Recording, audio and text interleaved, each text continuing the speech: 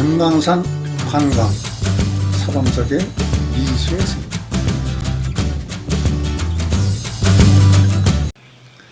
2006년 9월, 지금은 호주 NSW 공대 컴퓨터 사이언스를 졸업하고 좋은 연봉을 받고 직장 생활을 하는 손자 동훈이와 중3 때 같이 금강산 관광을 갔던 영상을 보다 그때 써놓은 일기가 생각나 공유하고 싶어 편집해서 올립니다. 함께 옛날로 돌아가 금강산 구경하시기 바랍니다.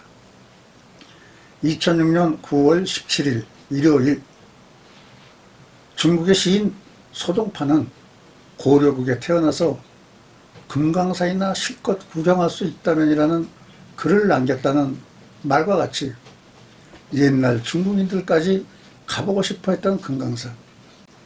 봄에는 다이아몬드처럼 빛난다고 하여 금강산, 여름에는 녹음이 무성하다고 복례산, 가을에는 온 산에 단풍이 아름다워 풍악산, 겨울에는 눈 덮인 바위들만 우뚝우뚝 솟아있어 뼈만 남은 것 같으므로 개골산, 맥뿌리가 서리빨 같다고 상악산, 신선이 산 산이라 하여 산산, 이렇게 다양한 이름으로 극찬을 받고 있는 금강산을 호주에서 날아와 여독이 채 풀리지 않은 상태에서 피곤한 몸이었지만 광화문 집합 장소로 향했다.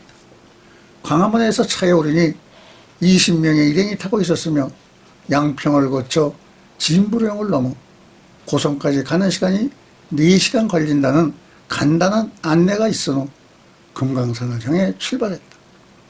태풍이 북상 중이라는 일기예보로 인해 걱정을 했으나 날씨는 아주 좋아 태풍이 비껴 나가기를 바라는 마음이 간절했다. 몇 년 만에 보는 고국 산천과 내음을 음미하여서인지 피곤이 말끔히 가시는 듯해서 기분이 좋았다. 호주에서 태어난 손자 동훈이는 진부롱 고개에 들어서자 울창한 숲속에 취해서 한국 경치가 아주 좋다고 탄성을 발했다. 밋밋한 호주 경치만 보다가 계곡물이 흐르고 우거진 나무와 치솟은 봉우리에 아름다운 산천에 반해서 아주 한국에서 살고 싶다고 했다. 한글을 가르치려고 했으나 배우지를 않아 걱정을 했는데 호주에 가면 한글부터 배우겠다고 한다. 고성에 있는 아산 휴게소에서 점심을 해결하고 휴전선을 넘어 북측으로 통과하는 수속에 대한 주의사항을 들으며 휴전선을 통과하는 또 다른 버스에 옮겨 탔다. 얼마 지나지 않아 남측 통관소에 도착하여 간단한 수속을 마치고 버스에 오르니 휴전선을 향해 버스가 서서히 움직였다. 말로만 듣던 군사분계선을 넘어서고 있었다. 북측으로 들어서자 산에 나무가 보이지 않았다. 잡먹이 띄엄띄엄 자라는 수풀로 덮인 산, 해방 후에 조국의 산천을 보는 듯했다. 군데군데 보초를 서고 있는 북한 군인들이 보였는데 한결같이 붉은 천을 손에 쥐고 있었으며 중학교 학생들이 커다란 모자를 쓰고 있는 것 같이 체격이 왜소하고 뼈만 앙상하게 남아있는 모습이 안쓰럽게 보였다. 북측 통관소에서 간단한 수속을 마치니 금강산으로 들어가는 버스가 대기하고 있었다. 사진과 비디오를 찍지 말라는 주의를 들으며 주위를 살피니 버스길만 남겨놓고 철책으로 막아놔서 주민들과는 접촉을 할 수가 없었는데 불악 근처까지 가니 건널목을 건너려고 서 있는 주민들의 모습이 보였다. 초등학교 학생 몇 명 그리고 노인 한 분이 지게를 지고 서 있었으며 저쪽 동네 입구에서 아낙네 서너 명이 오고 있었는데 머리에는 보따리를 들고 있는 것을 보니 6.25 전으로 돌아간 것이 아닌가 할 정도로 초라한 옷차림에 놀랐다. 동네 입구에는 초소가 있었고 북측 군인이 부동자세로 초소를 지키고 있었다. 동네 모습은 옛날 철도청 관사와 같이 똑같은 모양의 집이 두 줄로 늘어서 있었다. 기와는 다 낡아 땜질을 한 집이 많았으며 동네 어구에는 큼직한 탑이 서 있었고 마을 회관에 건물만 번듯하여 동네를 감시하는 듯해 산뜻한 마음이 들었다. 15분 정도간이 금강산 관광특구로 들어가는 관문인 고성항으로 이루어진 조용한 곳에 호텔들이 보이기 시작했다. 활시를 당기고 있는 모양이라서 장전이라고 이름 지어진 이곳 항구는 옛날 우리나라에 고래가 많이 잡힐 때 고래잡이 배들이 많이 모여들었다고 한다. 고성항에는 여러 곳에 호텔이 있는데 그중 한 군데 해밀리 비치 호텔로 안내되어 들어갔다. 고성항은 금강산이 평풍처럼 둘러쳐져 그 장황함을 한눈에 볼 수 있어 장관을 이루고 있었다. 금강산에 있는 모든 호텔과 건물 그리고 도로들은 현대 아산에서 만든 것이라고 한다. 호텔방을 배정받아 들어가니 모든 시설이 서울의 1류 호텔과 같았다. TV에서는 남측 방송이 잡혀 전혀 불편함이 없었다. 창문을 열고 내다보니 고성항이 한눈에 들어왔으며 금강산 봉우리가 멀리 보였다.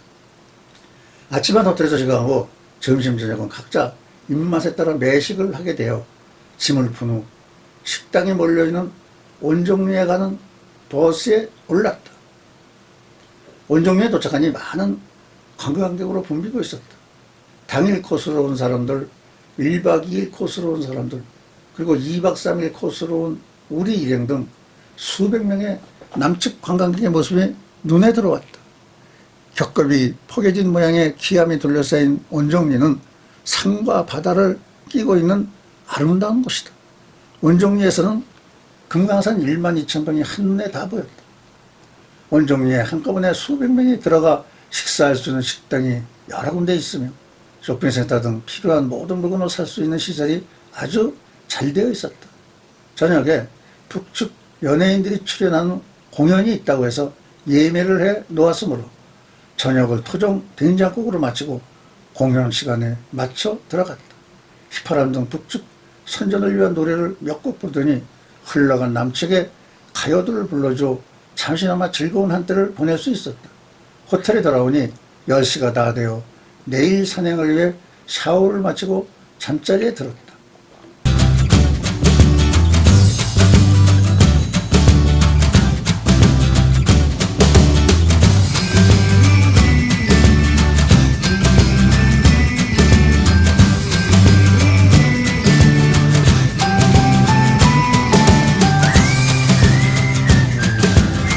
(2006년 9월 18일) 월요일. 비오는 소리와 파도 소리에 잠을 깨니 새벽 4시. 태풍이 몰려오고 있는 것 같다. TV를 켜서 뉴스를 보니 부산 앞바다까지 태풍이 몰려오고 있다고 한다. 오늘 코스는 온정각에서 출발하여 구룡폭포까지 12.2km를 간다고 했는데 비가 오면 어려울 것 같아 걱정을 했다. 아침 식사를 하러 식당에 내려가니 산행은 비가 와도 하게 되어 있어 온종리에 가서 우비를 준비하라는 안내를 받고 산행을 강행하기로 마음을 붙였다. 우비와 지팡이를 구입해서 배낭에 메고 구룡폭포의 시발점인 목란관까지 버스로 이동을 했다. 울창한 소나무로 둘러싸여 있는 금강산의 소나무는 특이했으며 창조주가 특별히 심고 갖고 오는 듯 했다. 특히 신계천 솔밭은 수령이 200년을 넘고 높이도 20m가 넘는 붉으면서도 미끈한 금강송, 홍송, 미인송으로 가득 차서 장관을 이루고 있었다. 목란관 바로 앞 공터에 버스가 멈추자 모두 내려 가이드의 지시에 따라 준비 운동을 한 후 산을 오르기 시작했다. 신계천 맑은 물을 건너기 위해 만든 목란다리 위에 휴게소로 만들어진 목란관이 있다. 이곳에서는 북측 토백이 음식을 맛볼 수 있다고 한다. 목란관은 가는 골과 옥류동이 갈라지는 길목에 아주 잘 지어놓은 현대식 건물이다. 산과의 조화를 염두에 두고 설계되어 썩 잘 어울리는 건물임을 느끼게 해주었다. 젊은이들은 험하지만 더 경치가 아름답다는 가는 길을 택해 올라가고 대부분의 산행자들은 옥류동 길을 택해 천천히 올라가기 시작했다. 다행히 비가 그쳐 우비를 접어 배낭에 넣고 오르는데 무릎이 아파오기 시작했다. 관절염으로 산을 오를 때는 잘 모르겠으나 내리막길을 걸을 때는 고통이 따라와 더 높이 올라가면 내려올 때가 문제이므로 산행을 포기해야 할 것 같다. 손자에게 먼저 올라가라는 신호를 보낸 후 뒤쳐졌다. 카메라를 연사 모드로 바꾼 후 계곡을 흐르는 맑은 물을 찍으면서 서서히 올라가다 보니 나 혼자만 남아 허탈한 마음이 들어 울적해졌다. 연사로 선호장에 사진이 찍히는데 이 사진을 스위스 프로그램에 넣고 편집을 하면 실제로 물이 흐르는 모습을 나타낼 수 있는데 금강산에서 흐르는 맑은 물을 담으려고 자료 확보에 열을 올렸다. 그러나 무릎 때문에 벼르고 벼르던 아름다운 금강산행을 포기해야 하는 늙음이 안타까웠다.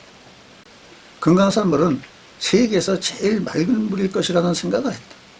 때가 묻지 않는 물, 그래서 맛있고 순수한 물, 푸르다 못해 파란빛이 빛나 시게 보이는 물, 이런 천정수를 마시면서 살고 싶어진다.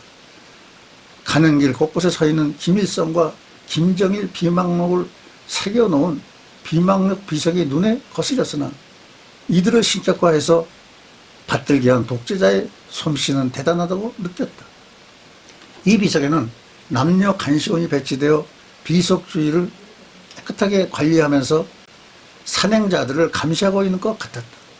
혼자 뒤쳐져 올라가는 나를 보자 눈웃음을 보낸다. 구룡폭포까지 얼마나 더 가야 합니까? 20분 정도도 올라가야 합니다. 저는 무릎이 아파서 올라가지 못하겠네요.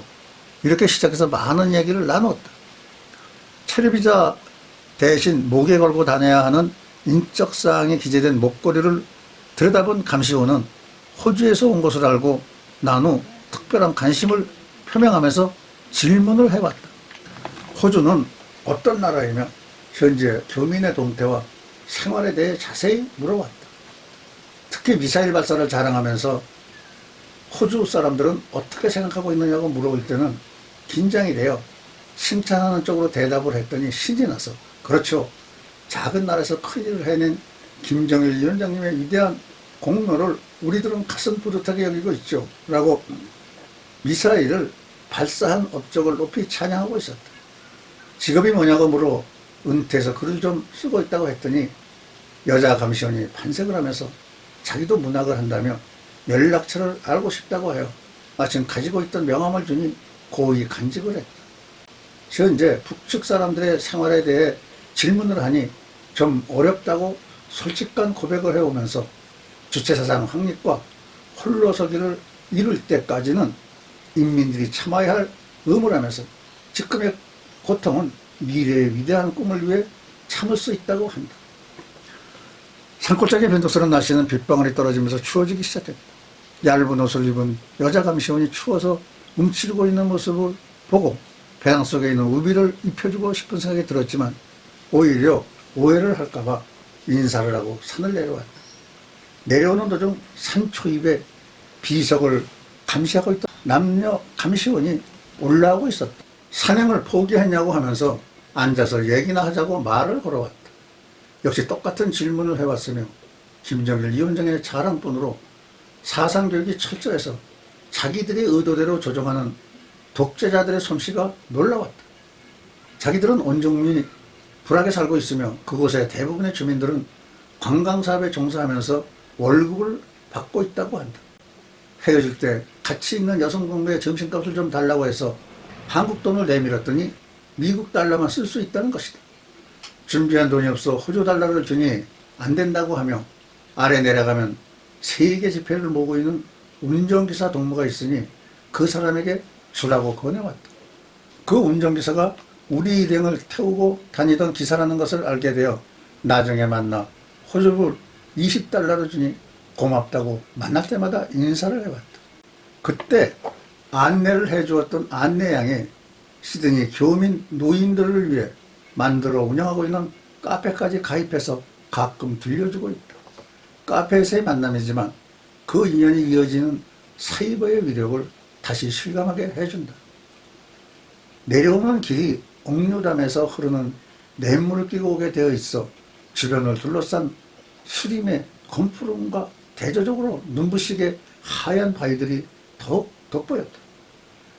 금강산은 천하제일의 예술가 집단이 오랜 세월 빚어 만든 거대한 바위산을 전시해 놓은 것이 아니면 창조주가 특별히 정성을 다해 꾸며놓은 작품이라고 말하고 싶어졌다. 이 바위 틈으로 흐르는 계곡물 생수를 한 모금 떠서 마시고 싶었으나 출입금지 지역이라 쳐다보면서 흐르는 물을 카메라 연사 모드로 찍는 것으로 만족해야 했다.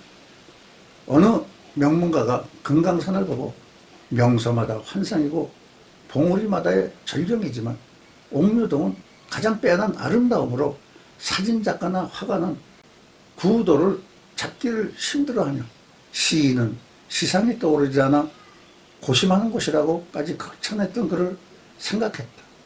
정말 옥류담 경치는 놀랄만 했다. 기묘, 웅장, 화려함, 거룩함, 원만함, 빼어남 등의 온갖 찬사를 보내고 싶어졌다.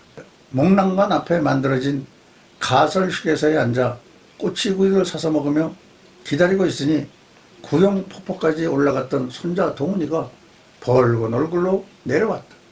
그 젊음이 부러웠으며 찍어온 사진을 보면서 중도 포기한 아쉬움을 달랬다. 점심은 북측 음식점에 들어가서 함흥냉면을 맛보았는데 조미료를 전혀 쓰지 않아서인지 맛이 별로였다. 조미료에 찌든 우리들의 입맛이 문제일 거라고 생각했다.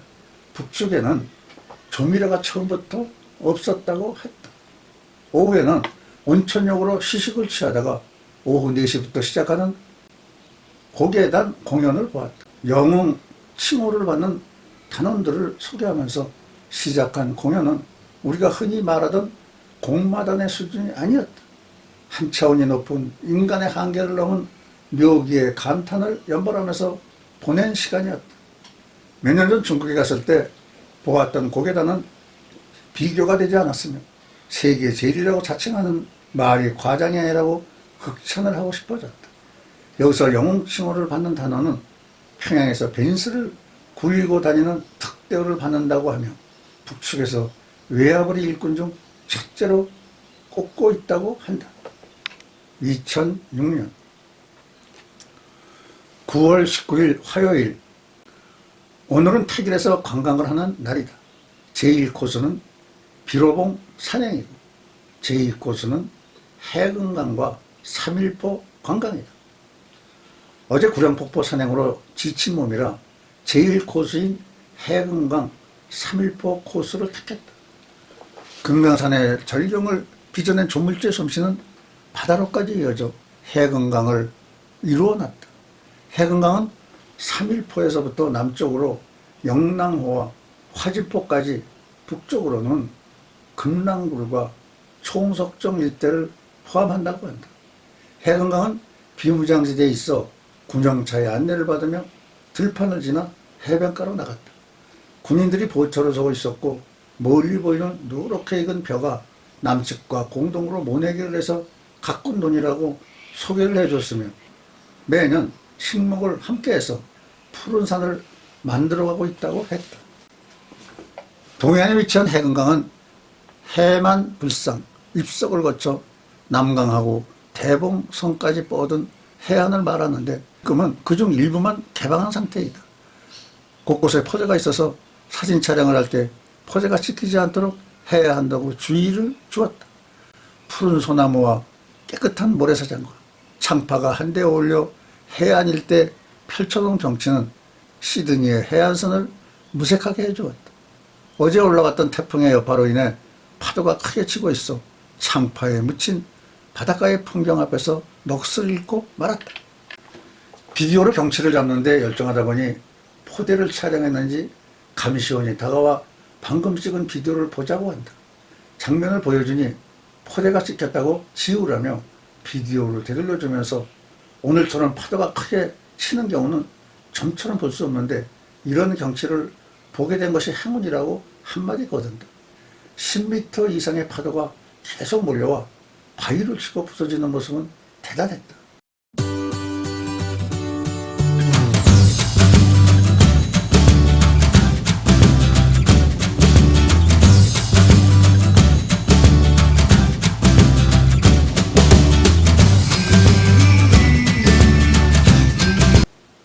버스로 10분 정도 이동해서 도착한 곳이 영동의 6호수 중 하나인 3일포에 도착했다. 온정리에서 자동차로 20분 거리에 있는 원래는 바다였었는데 입구가 막혀 호수가 된 석호이다. 버스에서 내려 구경을 하면서 건너편으로 가면 버스가 기다린다고 한다. 다리가 아파도 걷는 수밖에 없다. 소나미가 우거진 산길을 오니 소나무 사이로 호수가 한 폭의 풍경화처럼 펼쳐져 있다. 푸른 숲속 바위에 어울려진 호수는 잠든 천사처럼 누워있다. 3일포는 신라시대의 네 신선이 경치에 취해 사흘 동안이나 머물렀다고 하여 붙여진 이름이라고 한다. 신성들이 관동 파경을 돌아볼 때 한 군데서 하루씩만 묵었는데 3일포에서는 사흘을 묵었다는데 이런 곳에서 여생을 마칠 수 있다면 하는 생각을 해볼 만큼 아름다운 경치였다. 호수는 고요하면서 크고 작은 물고기들이 수초 사이를 헤치며 놀고 있었다. 호수에서 쳐다보면 단청무늬로 장식된 정자가 보인다. 36봉우리에 둘러싸이는 호수에 앉아있으면 누구라도 마음이 저절로 가라앉아 신선이 되려고 애쓰지 않아도 될 것 같은 기분이 들었다. 3일포 구경을 마치고 도착하니 버스가 대기하고 있어 온정리로 향했다. 점심을 마치면 통관을 하고 남측으로 가므로 쇼핑할 것이 있으면 이때 하라는 안내원의 말을 들으며 순식간에 지난 듯한 2박 3일간의 금강산 관광을 해고해보았다. 자료가 미흡한 영상 해설이지만 구경 잘 하셨는지요? 감사합니다.